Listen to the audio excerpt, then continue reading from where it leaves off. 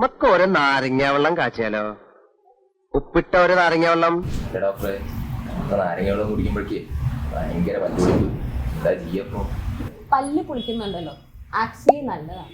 അത് നമ്മുടെ ബോഡി നമുക്കൊരു അലാം പോലെ പറയുന്നതാണ്.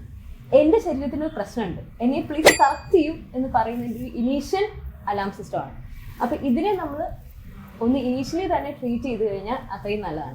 നമ്മൾ നമ്മുടെ പല്ല് എടുക്കുകയാണെങ്കിൽ അതിൻ്റെ ബേസിക്കലി 3 ലെയറാണ് ഉള്ളത്.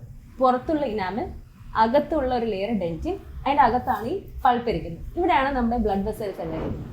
അപ്പോൾ എന്ത് പറ്റും, നമുക്ക് ചെറിയ വല്ല കേടൊക്കെ ആണ് എന്നുണ്ടെങ്കിൽ ആ പുളിപ്പിന് കാരണമാണെങ്കിൽ നമുക്ക് അതിന് ഫില്ല് ചെയ്ത് കൊടുത്താൽ മതി. സിമ്പിളായിട്ട് ട്രീറ്റ്മെൻറ്റ് തീർക്കാൻ പറ്റും.